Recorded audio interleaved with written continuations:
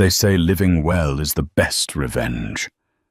But sometimes destroying the person who broke you is the only way to heal. Richard Sterling thought his wife Sarah was just a quiet, penniless orphan he could discard once he climbed the corporate ladder. He stole her ideas, drained her bank account, and left her on the street for a younger mistress. He thought he had taken everything. But there was one thing Richard didn't check: Sarah's birth certificate. He didn't know that the homeless wife he just evicted was the only sister of the man about to buy Richard's entire company. And payday. It's coming today.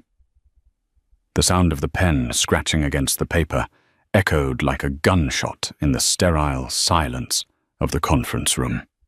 It was done. Richard Sterling capped his Mont Blanc pen, a gift Sarah had saved for 6 months to buy him 5 years ago, and slid the divorce papers across the mahogany table. He didn't look at her. He looked at his watch, a platinum Rolex Daytona, checking the time as if he were late for a lunch reservation rather than ending a 10-year marriage. "It's generous, Sarah," Richard said, his voice smooth, practiced. The voice of a man who had spent the last decade charming investors and backstabbing partners. "You get the Honda. You get your personal effects. I take the portfolio, the house in the Hamptons, and the intellectual property rights to Project Aegis." Sarah sat frozen. The leather chair felt cold against her back. She looked small in the oversized boardroom of Sterling Dynamics, the company she had built from the ground up alongside him. Project Aegis wasn't just IP. It was her code. It was the algorithm she wrote late at night while Richard was out networking, which she now knew meant sleeping with Jessica, his 24-year-old PR director. "Richard," Sarah whispered, her voice trembling, not with sadness, but with a shock so profound it felt like paralysis. "That algorithm is mine. The house, my grandmother's inheritance, paid the down payment. You can't just—" "I can," Richard interrupted, finally looking at her. His eyes were ice blue, devoid of the warmth she once thought she saw there. He signaled to his lawyer a shark named Mr. Davies from the firm Pearson & Spector. "The prenup you signed was thorough. And regarding the IP, you developed it while employed by Sterling Dynamics. As CEO, I own it. As for the house, the deed is in the trust. My trust." He stood up, buttoning his bespoke suit jacket. "Face it, Sarah. You're a liability. You don't fit the image I need for the IPO. Investors want youth vitality. They want a power couple.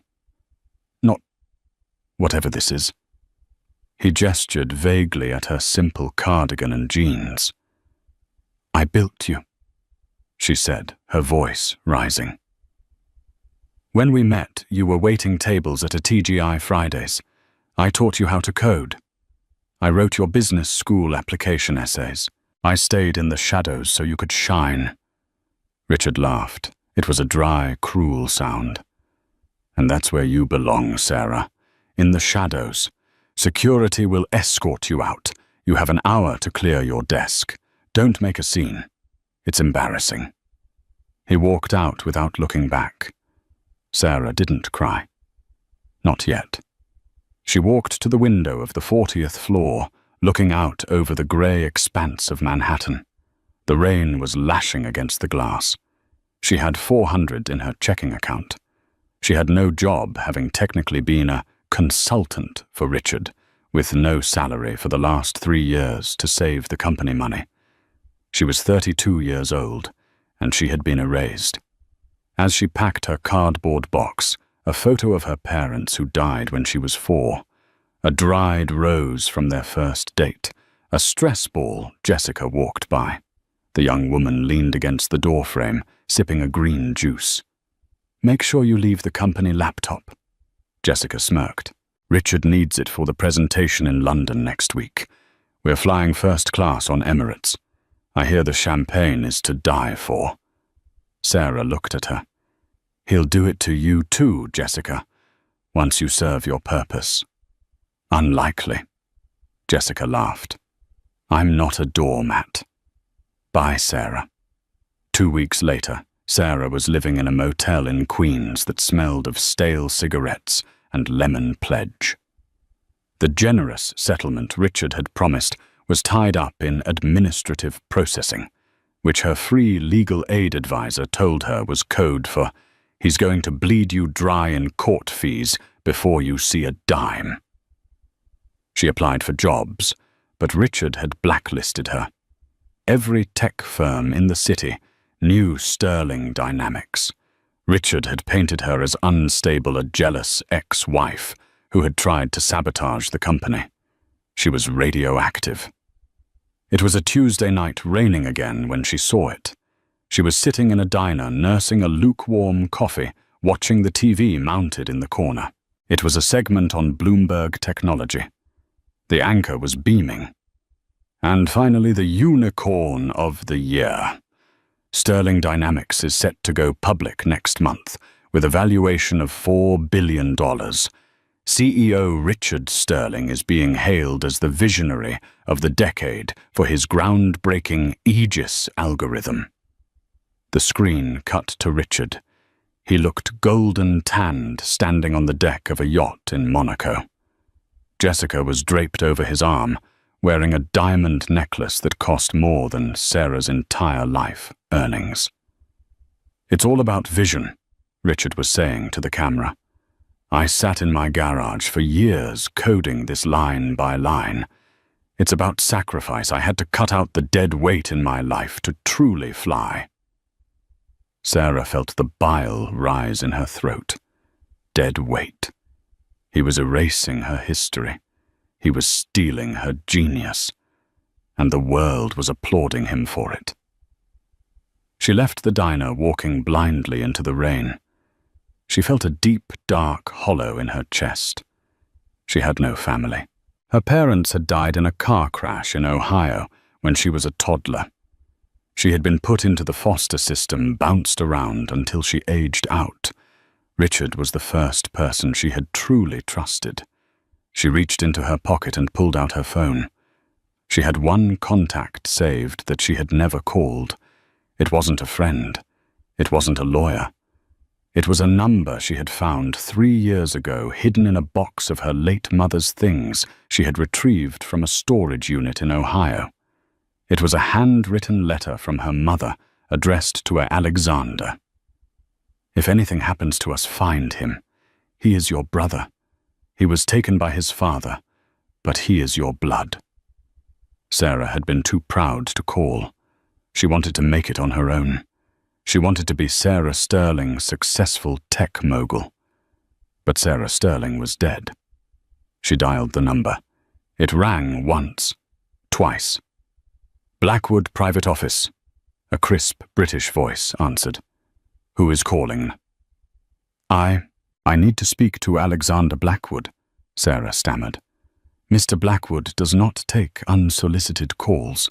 Please submit your inquiry to—" "Tell him it's Sarah," she said, her voice cracking. Tell him I have his mother's eyes, and I have nothing left." There was a pause, a long, heavy silence.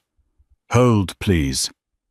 30 seconds later, a deep baritone voice came on the line. It sounded like thunder wrapped in velvet. "Sarah, is this Alexander? Where are you?" The voice was urgent, intense. I'm in Queens, a motel on 21st Street. "Stay there. Do not move. I am coming." "You're in New York." "I am everywhere, Sarah. Give me 20 minutes."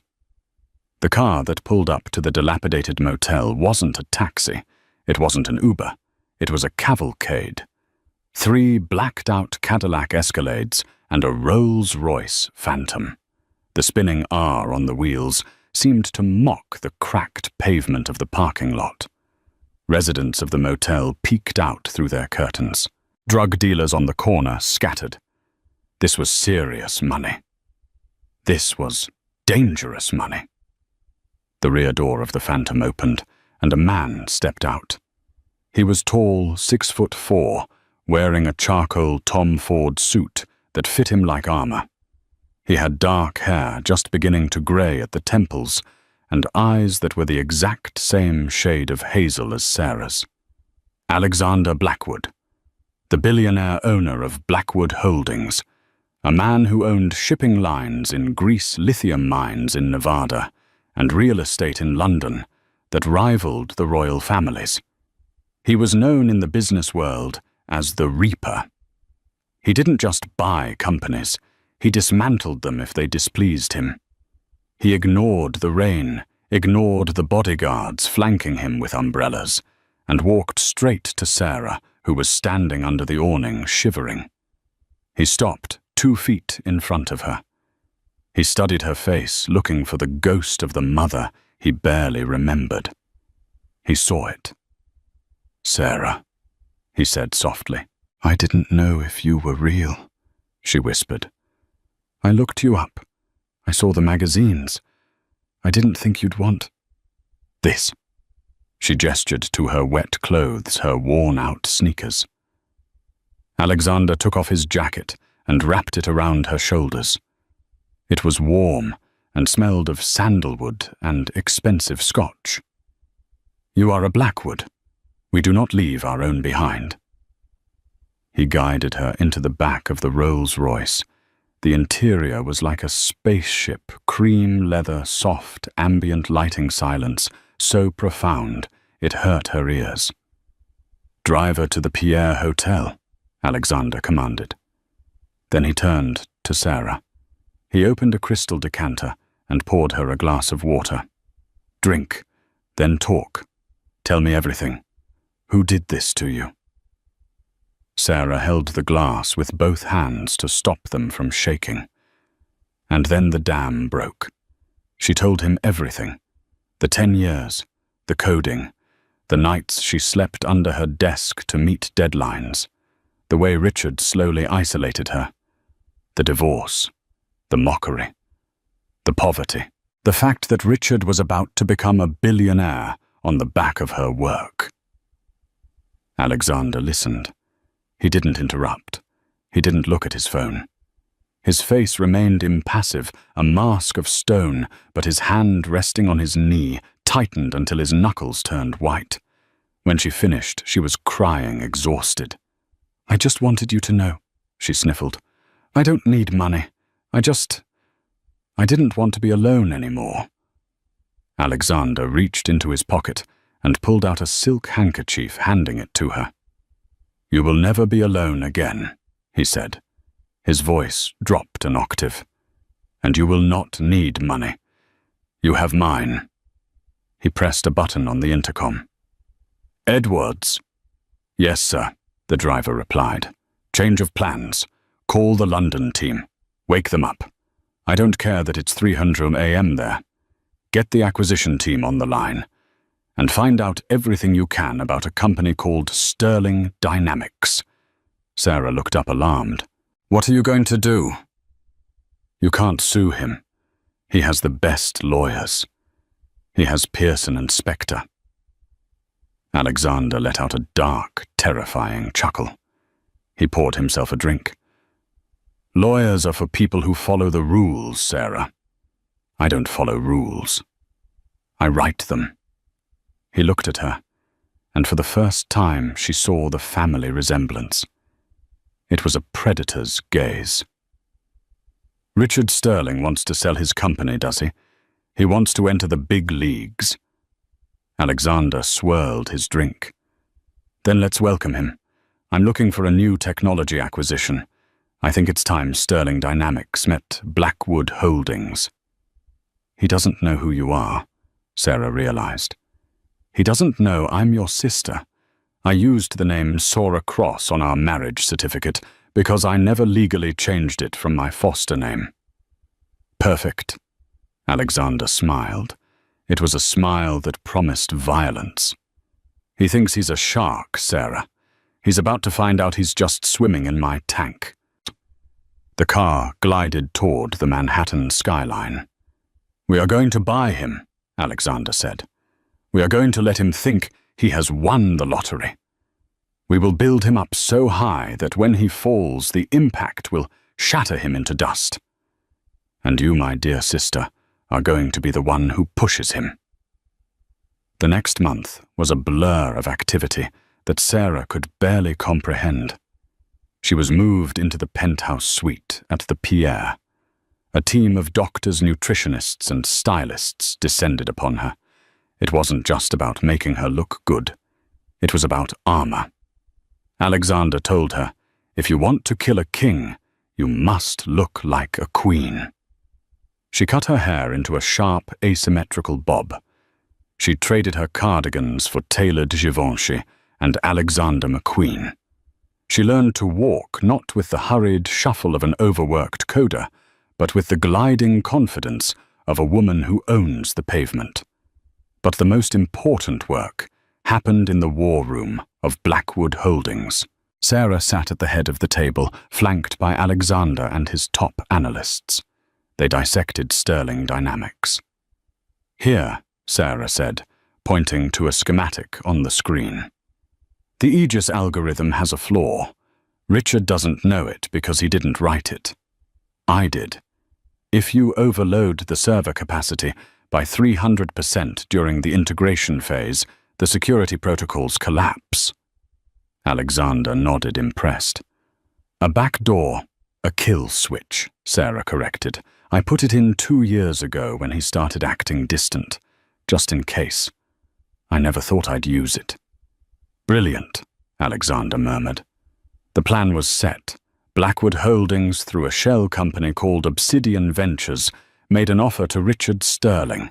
It was an offer too good to refuse $5 billion for Sterling Dynamics, keeping Richard on as CEO with a massive retention bonus. Richard took the bait immediately.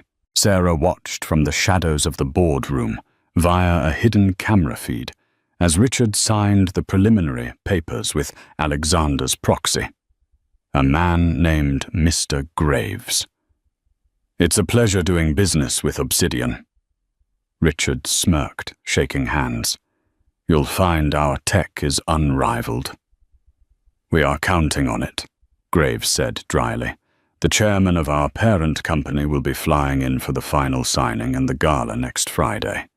He requires all IP transfer to be completed by then." "Done," Richard said. "I'll have the keys to the kingdom ready." "Good," Graves said. "The chairman is particular. He will be bringing his co-chair. She handles the technical auditing." "She?"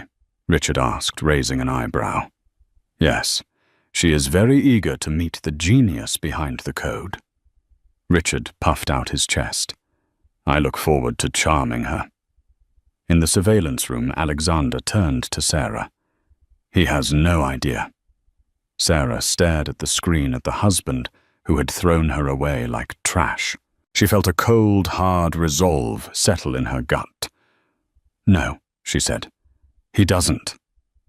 "Are you ready for the gala, Sarah?" Alexander asked. "It will be at the Met. The entire industry will be there. The press, the investors, his mistress." Sarah stood up, smoothing the skirt of her blood-red dress. "I'm ready, brother. Let's go to work." The night of the gala arrived with the kind of electric tension usually reserved for heavyweight title fights or royal weddings. The venue was the Metropolitan Museum of Art, specifically the Temple of Dendur room.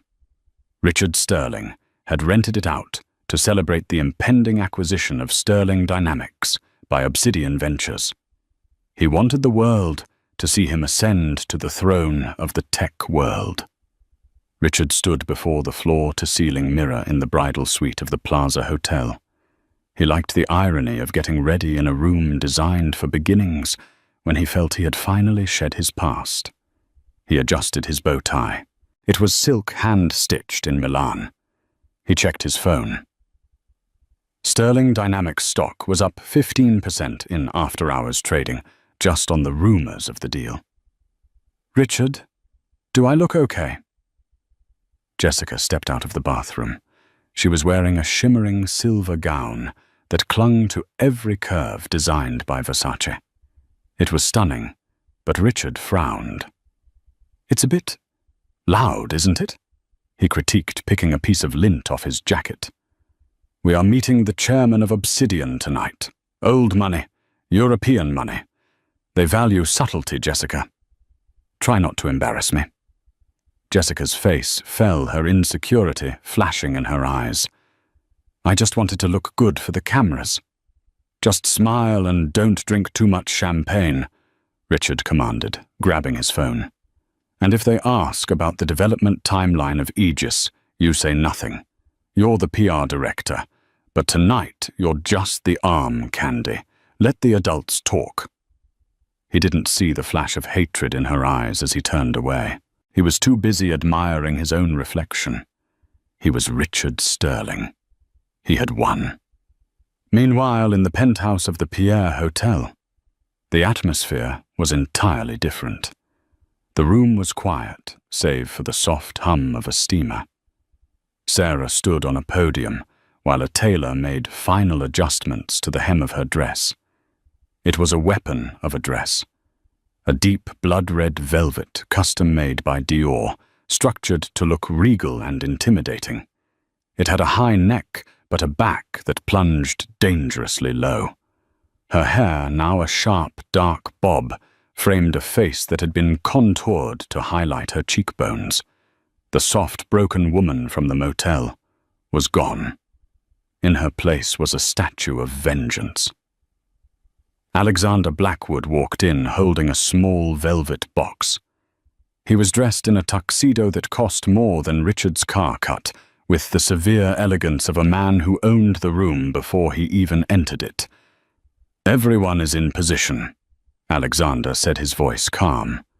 "My legal team is on site. The press has been briefed that a major announcement is coming. The trap is set." He opened the velvet box. Inside lay a necklace of diamonds and rubies. The centerpiece was a ruby the size of a quail's egg, dark as dried blood. "The Blackwood heart," Alexander said, fastening it around her neck. "Our grandmother wore this to meet the Queen in 1952. Now you wear it to dethrone a peasant." Sarah touched the cold stone. She looked in the mirror. She barely recognized herself. "I'm terrified, Alex. What if he sees right through me? What if I crumble?" Alexander spun her around, gripping her shoulders. "He won't see Sarah, the wife he abused. He will see Sarah Blackwood, the co-chair of Obsidian. He is blinded by his own greed. He sees only the checkbook, not the hand holding the pen." He offered her his arm. "Tonight we don't just win. We rewrite history. Are you ready to take back what is yours?" Sarah took a deep breath. She thought of the rain against the motel window. She thought of the years of stolen credit. She thought of Richard's laugh when he fired her. Her eyes hardened. "Let's go burn it down." The arrival at the Met was a frenzy. Flashbulbs popped like strobe lights. Richard and Jessica walked the red carpet, Richard waving like a politician soaking in the adulation. Reporters thrust microphones in his face. "Mr. Sterling, is it true the deal is worth $5 billion? Richard." "What's next for the visionary of the century?" Richard beamed. "The deal is historic," he told a reporter from the Wall Street Journal. "It proves that true innovation cannot be stopped. Sterling Dynamics is the future." Suddenly, a hush fell over the crowd at the entrance. The shouting reporters went silent. Heads turned. A convoy of 4 Rolls-Royce Phantoms pulled up to the curb. The sheer display of power was overwhelming. The lead car's door opened, and Alexander Blackwood stepped out. The crowd gasped. Alexander was a ghost. He rarely attended public events. His presence alone signaled that this was a monumental occasion. But it was who he helped out of the car next that stopped the breath in everyone's throat. Sarah stepped onto the red carpet. She didn't wave. She didn't smile. She walked with a lethal grace, her red dress a violent splash of color against the grey stone of the museum. She looked like royalty. She looked like war. "Who is that?" the whispers started. "Is that Alexander Blackwood's girlfriend? No, look at the jawline. They look alike." Richard, standing at the top of the stairs, squinted. He saw Alexander Blackwood. He recognized him from business journals. He felt a surge of triumph. The legendary Reaper had come to pay him homage. But the woman... Richard felt a strange itching discomfort in the back of his brain. There was something familiar about her walk, but he dismissed it instantly. Sarah was probably cleaning tables in a diner in Jersey right now. This woman was a goddess. She radiated wealth. Alexander and Sarah ascended the stairs. Richard stepped forward, extending his hand. His smile went and practiced. "Mr. Blackwood," Richard said, his voice booming for the cameras. "An honor, truly. Welcome to the future."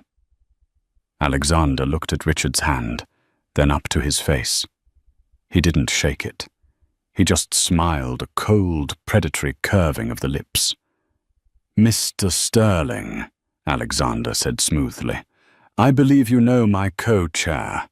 She has been managing the technical audit of your files." Alexander stepped aside. Sarah stood directly in front of Richard. She was wearing 4-inch Louboutins, making her nearly eye level with him. She looked deep into his eyes, those ice-blue eyes that had once looked at her with such disdain. "Hello, Richard," she said. Her voice was different, trained lower, sharper, but the intonation was unmistakable. Richard froze. His smile faltered, twitching at the corners. He blinked rapidly. He looked at the ruby around her neck, then back at her eyes. "Sarah," he whispered the word, escaping him like a wheeze. "I prefer Ms. Blackwood tonight," she said loud enough for Jessica to hear. Jessica dropped her clutch. It hit the floor with a dull thud. "Ms. Blackwood," Richard stammered, his brain misfiring. "But the motel, Shall we go inside?" Sarah cut him off, her voice dripping with bored condescension. "We have a lot of paperwork to sign, and I'd hate to keep the press waiting. They do love a good story." She brushed past him, her velvet dress trailing over his expensive Italian shoes. Richard stood there, paralyzed, as the photographers went gold, capturing the moment the king of tech looked like he had seen a ghost. The Temple of Dendur inside the Metropolitan Museum of Art was not merely a venue. It was a declaration of immortality.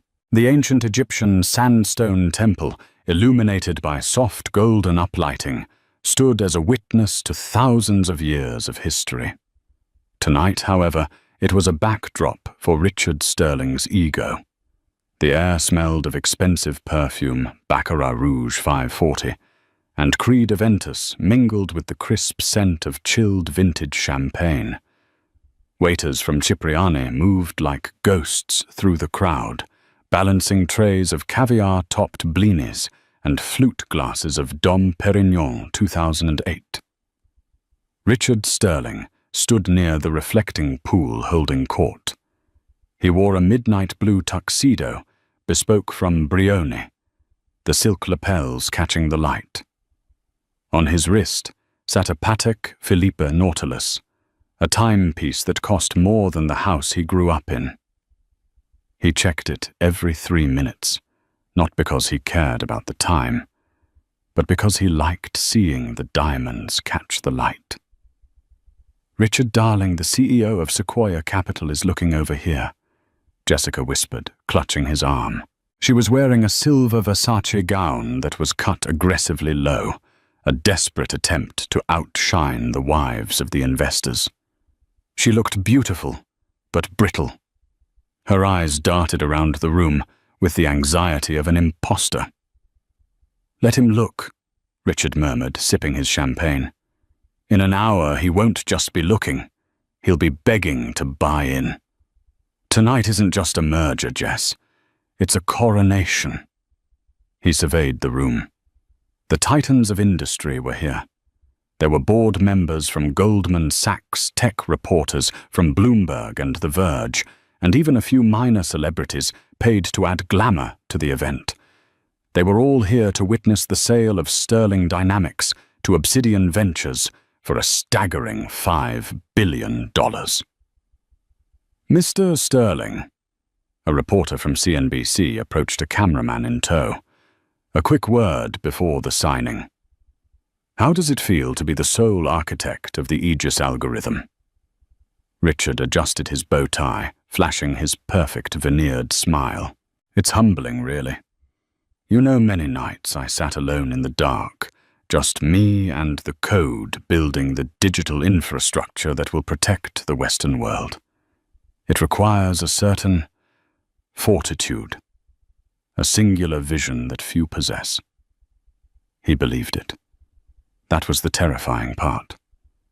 Over the last 3 years, Richard had told the lie so many times that he had overwritten his own memory. He had forgotten Sarah's hunching form over the keyboard. He had forgotten the coffee he brought her while she fixed his syntax errors. In his mind, he was the genius. Suddenly, the hum of conversation in the vast hall died down. It started near the entrance, a ripple of silence that spread outward like a wave. Heads turned. Glasses were lowered. Richard frowned. What is it? Is the chairman here? He looked toward the massive glass wall that looked out onto Central Park. The doors opened, and a hush fell over the room that was so profound it felt heavy. Alexander Blackwood entered first. The chairman of Obsidian Ventures looked like a storm cloud trapped in a tuxedo. He was tall, broad-shouldered, and radiated the kind of old money power that didn't need to shout. He walked with a cane, not out of necessity, but as an affectation of authority. But no one was looking at Alexander. They were looking at the woman on his arm. Sarah stepped into the temple of Dendur like a queen returning from exile to execute traitors.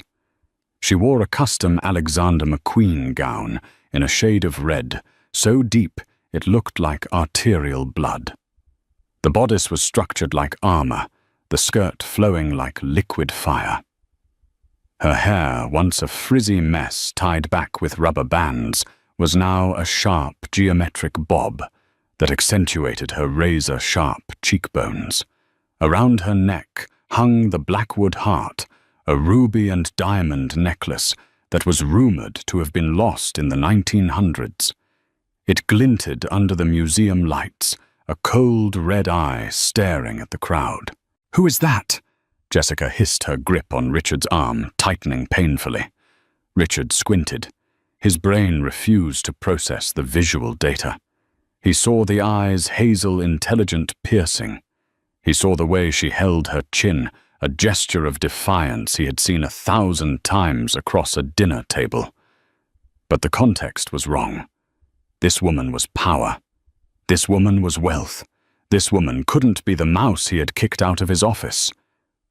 "It can't be," Richard whispered, his stomach dropping through the floor. Sarah and Alexander moved through the crowd. The sea of people parted for them. They didn't stop to chat with the bankers. They walked straight toward Richard. As they approached, the temperature seemed to drop 10 degrees. Sarah stopped 3 feet from him. She was wearing 4-inch Christian Louboutin heels, putting her eye to eye with him. "Good evening, Richard," she said. The voice was the same, smooth calm but stripped of the warmth it once held. It was the voice of a judge reading a death sentence. "Sarah," Richard choked out. The name sounded absurd in this setting. What are you doing here? How did you get in?" "I was invited," she said, her lips curving into a smile that didn't reach her eyes.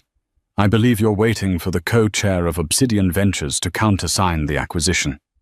Richard blinked rapidly. Yes, but where is she? She is standing in front of you. Alexander Blackwood interjected his voice, a deep baritone rumble. Allow me to introduce my sister, Sarah Blackwood, formerly known as Sarah Cross, and for a brief unfortunate period, Sarah Sterling. The glass of champagne in Richard's hand slipped. It shattered on the stone floor, the sound echoing like a gunshot. Champagne splashed onto his Italian leather shoes, but he didn't move. Sister! Richard gasped. He looked from Alexander to Sarah. That's a lie. You're an orphan. You have nothing. I had nothing because I chose to build something with you, Sarah said, stepping closer, invading his personal space. I hid my name to make my own way. I wanted to be loved for who I was, not for the Blackwood fortune. And you proved to me exactly what that love was worth, didn't you? Jessica stepped forward, trembling. Richard, what is going on? Is this the consultant you fired? Sarah slowly turned her gaze to Jessica. She didn't look angry. She looked bored. The dress is Versace, isn't it? Fall 2023 collection. A bit dated, don't you think? And it pulls terribly at the seams. Jessica gasped, covering her chest with her clutch. We have a schedule to keep, Alexander announced, checking his pocket watch. The presentation begins in 5 minutes. I trust your technical demonstration is ready. Mr. Sterling. Richard was hyperventilating. His world was tilting on its axis. Sarah was a Blackwood. The woman he had left penniless in a motel was the sister of the man buying his company. Yes. Richard stammered, his survival instinct kicking in. He was a salesman above all else. He just had to get through the demo. He had to get the signature. Once the money transferred, he could disappear. He could buy an island. He could escape her. Good, Sarah said. I'm looking forward to seeing your code in action, Richard. I hear it's revolutionary. 10 minutes later, Richard stood on the raised stage in front of the Temple of Dendur. A massive 8K LED screen loomed behind him. The lights dimmed, casting the audience into darkness. He gripped the podium. His hands were shaking so badly, he had to lock his elbows to steady them. He looked out into the void. In the front row, bathed in the glow of the stage lights, sat Alexander and Sarah. She was watching him with the predatory focus of a hawk circling a field mouse. Ladies and gentlemen, Richard began, his voice wavering before he cleared his throat and found his rhythm. Welcome. Tonight, Sterling Dynamics introduces the future. He clicked a remote. The screen flared to life with the sleek metallic logo of Project Aegis. In a world of cyber threats where our data is more valuable than gold, we need a shield. I built Aegis to be that shield, an adaptive polymorphic algorithm that learns from attacks in real time. He was gaining confidence now. The lie was comforting. It was a script he knew by heart. But words are cheap, Richard said, flashing a charming smile that looked ghastly under the harsh lights. Let's see it in action. I am going to initiate a live Level 5 DDoS and malware attack on our local server, and Aegis will neutralize it instantly. He tapped the tablet on the podium. On the big screen, a visualization of the server architecture appeared. Red lines representing the virus began to swarm the blue core. Watch, Richard commanded. The system detects the anomaly. The blue core pulsed. The red lines were pushed back. The crowd murmured in appreciation. It was working. Richard let out a breath he didn't know he was holding. It was working. He was going to get away with it. In the front row, Sarah opened her small velvet clutch. She didn't take out a phone. She took out a specialized Flipper Zero device, modified with a high-gain antenna. She looked at Richard. Their eyes locked. She mouthed one word. Goodbye. She pressed the center button. On the giant screen, the blue core didn't just stop fighting. It turned a sickly, violent purple. The smooth hum of the audio system was replaced by a jarring, high-pitched screech that caused audience members to cover their ears. What is that? Richard tapped the tablet frantically. Just a minor audio glitch, folks. 1 second. But it wasn't a glitch. The code on the screen began to unravel. The beautiful interface dissolved, revealing the raw command lines underneath. And then the text started to appear. It wasn't typing. It was being stamped onto the screen in massive block letters.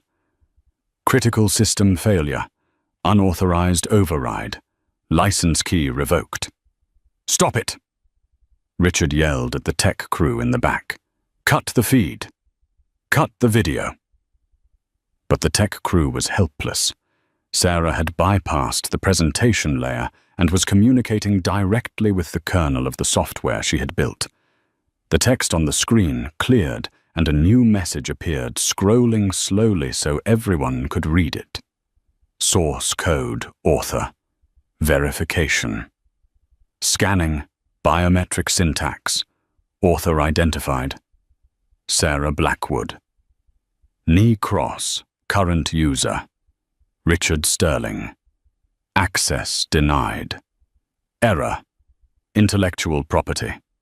Theft detected. The room went dead silent. The silence was louder than the screeching had been. 500 of the most powerful people in New York stared at the screen, then at Richard. Richard stood frozen. He looked like a man who had been stripped naked in Times Square. No, he whispered into the hot mic. That's... Someone hacked it. She hacked it. He pointed a trembling finger at Sarah. She's sabotaging me. Arrest her. Sarah stood up. She didn't need a microphone.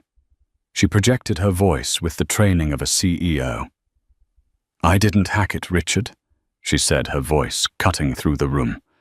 I activated the dead man's switch. I wrote it into the subroutine of the encryption layer 3 years ago. Line 40,000. Do you know what line 40,000 says? Richard stared at her, his mouth opening and closing like a fish. He didn't know. He had never read the code. He couldn't even read C++. It says, Sarah continued walking toward the stage stairs, that if the administrative ownership of this software is transferred without the biometric authorization of the creator, me, the code, self-destructs. On the screen, the lines of code began to delete themselves, rapidly, gigabytes of data vanishing in seconds. You're destroying the product, Richard screamed, rushing to the edge of the stage. That's worth $5 billion. Stop it. It's worth nothing, Sarah yelled back, her composure finally breaking into righteous fury. Because it's mine. You didn't build this, Richard. You brought me coffee while I built it. You went to parties while I debugged it. You slept with your PR director while I optimized the kernel. The crowd gasped. Phones were out. Live streams were running. Hashtag Sterling Fraud was already trending on Twitter. Alexander Blackwood slowly stood up. He walked to the stairs and handed Sarah a document folder he had been holding. Sarah took it and tossed it onto the stage. The papers scattered at Richard's feet. What is this? Richard wheezed. That, Alexander said, his voice booming, is a copy of the indemnity and fraud agreement you signed last week. Clause 7A. Richard looked down at the papers. It states, Alexander recited from memory that if the seller misrepresents the ownership of the intellectual property, the seller agrees to pay a penalty fee equal to the proposed valuation of the sale to cover damages, wasted time, and corporate espionage investigation costs. Richard fell to his knees. He physically collapsed, the strength leaving his legs. $5 billion, Richard whispered. I don't have $5 billion. We know, Sarah said, standing over him from the floor, looking up like a vengeful deity, which is why we have already executed a lien on your assets, all of them. My stock. Gone, Sarah said. The house in the Hamptons. Ours, she replied. The yacht. Repossessed an hour ago in Monaco, Alexander added pleasantly. Richard looked around the room. The investors were turning away in disgust. The reporters were typing furiously. He looked for Jessica.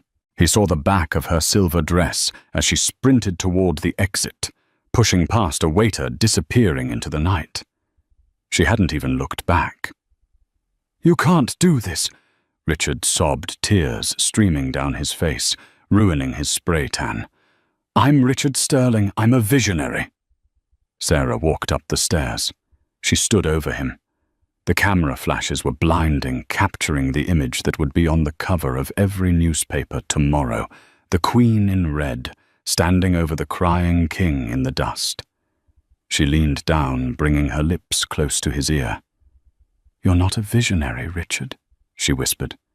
You're a user, and your free trial just expired. She straightened up and looked at the security team, standing in the wings. Blackwood's private security. She nodded once. 2 massive guards moved onto the stage. They grabbed Richard by his arms, hauling him up. His legs dragged uselessly. Get off me!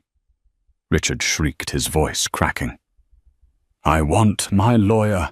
Call Davies. Call Pearson and Spector. Mr. Davies is on the phone with us right now, Alexander called out from the floor, holding up his cell phone. He says he is terminating your representation, effective immediately.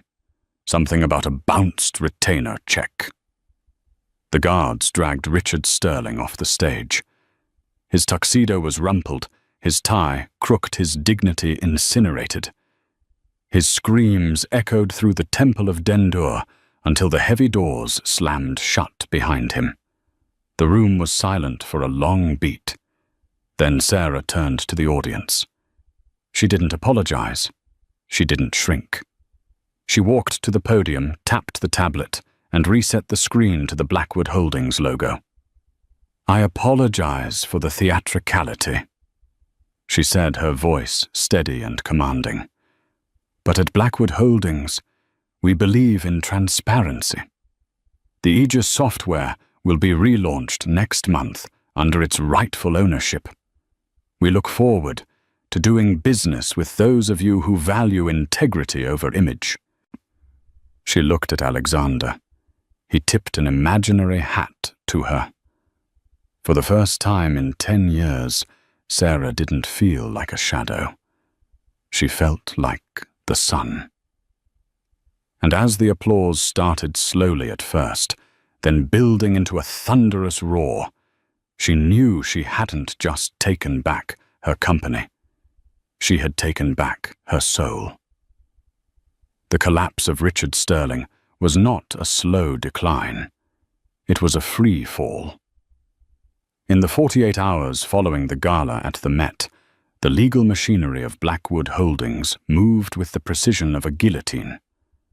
The indemnity and fraud clause Alexander had referenced was ironclad.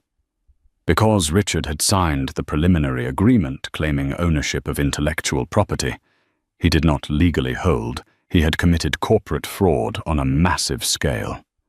The headlines were merciless. The New York Times, sterling silver turned to rust, the $5 billion lie. Forbes, from unicorn to carcass.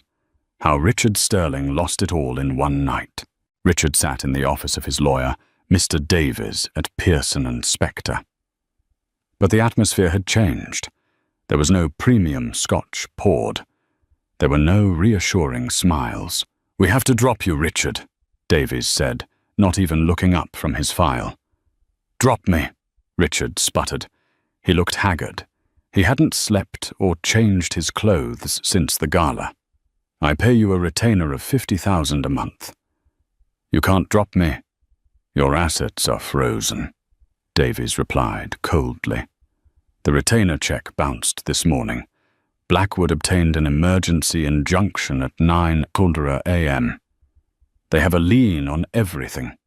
The Hamptons house, the Tribeca loft, the accounts in the Cayman Islands, even your car. My car. The repo men are towing the Aston Martin from the garage as we speak. You're insolvent, Richard, and frankly representing you is a liability to the firm's reputation. Please leave. Richard walked out onto 6th Avenue. It was raining again, a cruel echo of the day he had fired Sarah. He reached into his pocket for his phone to call an Uber, but the screen was black. Service suspended for non-payment. He stood on the curb, the water soaking through his tuxedo jacket, realizing with a dawn of horror that he didn't even have the cash for a subway ticket. 2 weeks later, the physical dismantling of his life began. The auction of his personal effects was held to satisfy a portion of the debt owed to Obsidian Ventures. It was a humiliation ritual. Sarah didn't attend, but she watched the live stream from her new office. Richard's old office, now stripped of his pretentious modern art and redecorated in warm, commanding tones of mahogany and gold. She watched as the auctioneer held up Richard's watch collection. Lot 45, a platinum Rolex Daytona. "Do I hear 20,000? She watched as his custom golf clubs, his wine collection, and even the furniture she had once picked out for their home were sold off to strangers. Then the camera panned to the back of the auction room. There was a commotion. A woman was being escorted out by security. It was Jessica. She looked nothing like the gleaming creature on the yacht in Monaco. Her roots were showing her makeup was smeared, and she was screaming at the auctioneer. "That's my necklace. He gave that to me. You can't sell it." "It was purchased with embezzled company funds, ma'am," the security guard said blandly, guiding her toward the exit. "It belongs to the creditors now." Sarah turned off the screen. She felt a strange sensation. She expected joy. She expected to feel a rush of dopamine. Instead, she just felt clean. It was like scrubbing a stain out of a rug. It wasn't happy work, but it was necessary. Alexander walked in. He was carrying 2 coffees from a small cart on the corner, the kind Sarah used to love, before Richard forbade her from drinking cheap swill. "Thought you might need this," Alexander said, placing the paper cup on her desk. "Did you see?" Sarah asked. "I did." Alexander nodded. Jessica attempted to sell her story to TMZ yesterday. The monster I dated. She tried to paint herself as a victim of his manipulation. Did they run it? No. Alexander took a sip of his coffee. I bought the rights to her story for a very modest sum, and then killed it. She gets enough money to buy a bus ticket back to wherever she came from, but she signs an NDA. She disappears. She doesn't get to be famous for destroying you. Sarah smiled, a genuine warm smile. "You think of everything." "I protect my family," he said simply. "Now there is one last piece of business. The transfer of the company title. The board is waiting." The final confrontation didn't happen in a courtroom. It happened in the lobby of the Sterling Dynamics building, now renamed Cross Blackwood Technologies. Sarah was leaving for the day, flanked by 2 security guards. She was wearing a trench coat over a sharp business suit, looking every inch the CEO. As she headed toward the waiting Rolls-Royce, a figure stepped out from behind a pillar. It was Richard.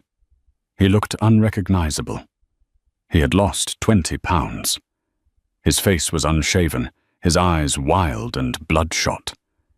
He was wearing a cheap tracksuit and worn-out sneakers. "Sarah," he rasped, rushing forward. The security guards moved instantly, blocking him, hands on their holsters. "Back away, sir." Sarah held up a hand. "It's okay. Let him speak." The guards stepped back slightly but remained tense. Richard looked at her, his eyes darting between her face and the expensive car waiting for her.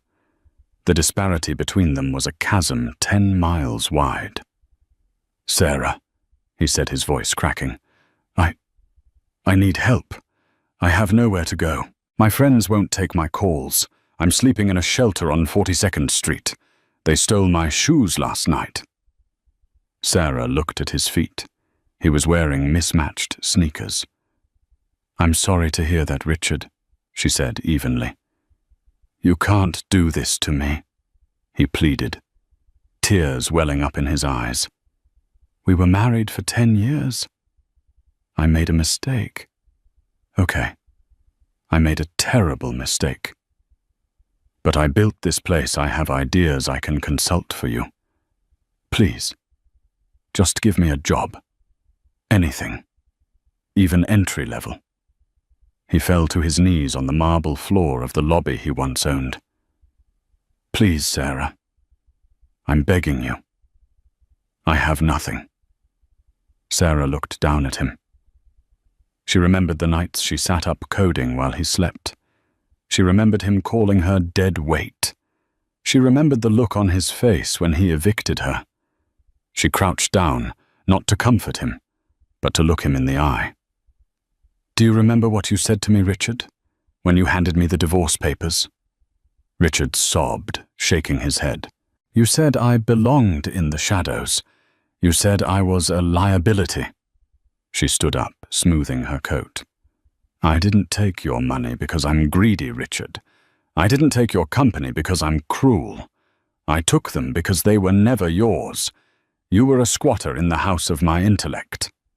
She signaled to the driver. The car door opened. "I won't give you a job," Sarah said, "because you aren't qualified to work at my company. But—" She reached into her purse and pulled out a single bill. She dropped it on the floor in front of him. It was a $20 bill. "There's a TGI Fridays a few blocks over," she said, echoing his words from years ago. "I hear they're hiring waiters. You used to be good at that. Maybe you can start over.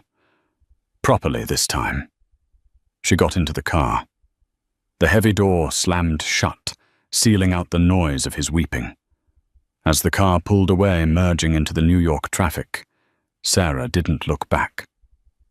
6 months later, the boardroom of Cross Blackwood Technologies was buzzing. The quarterly earnings report was out, and the stock had tripled. The release of the Aegis 2.0 software, properly credited to Sarah, had revolutionized cybersecurity for banks and hospitals worldwide. Sarah sat at the head of the table. She wasn't just the sister of a billionaire anymore. She was a titan in her own right. Alexander sat to her right, beaming with pride. "The acquisition of the Silicon Valley chip manufacturer is complete," Sarah announced to the board. "We are expanding operations to Tokyo and London next quarter." The board members applauded. These were serious people, veterans of Goldman Sachs and J.P. Morgan, and they looked at Sarah with genuine respect. After the meeting, Sarah and Alexander stood on the balcony of the penthouse office, looking out over the city. The sun was setting, painting the skyscrapers in hues of orange and purple. "You know," Alexander said, leaning against the railing. "I checked on him. Richard." Sarah looked at her brother. "And he's working at a car wash in Queens. He lives in a small studio apartment. He pays his taxes. He's ordinary." Sarah nodded. "Good. Ordinary is what he always was. He just wore a very expensive mask. She turned to Alexander. I never thanked you properly, Alex.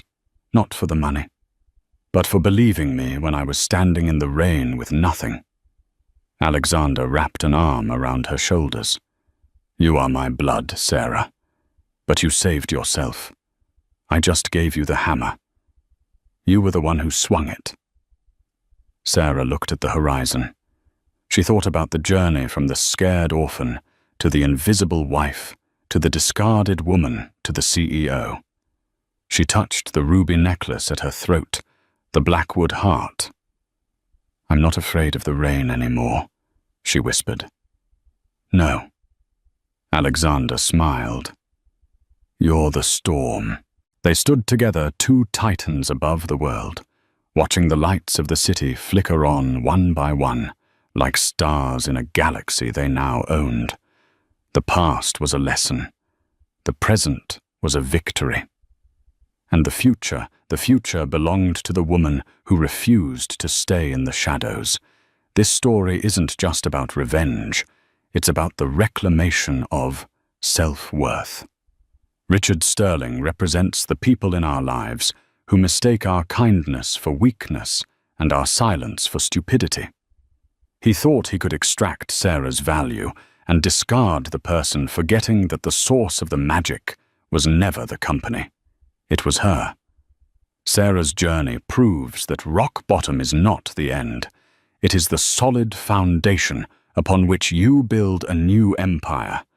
She didn't just get her brother's help. She used her own genius, the very thing Richard stole, to seal his fate. It serves as a powerful reminder.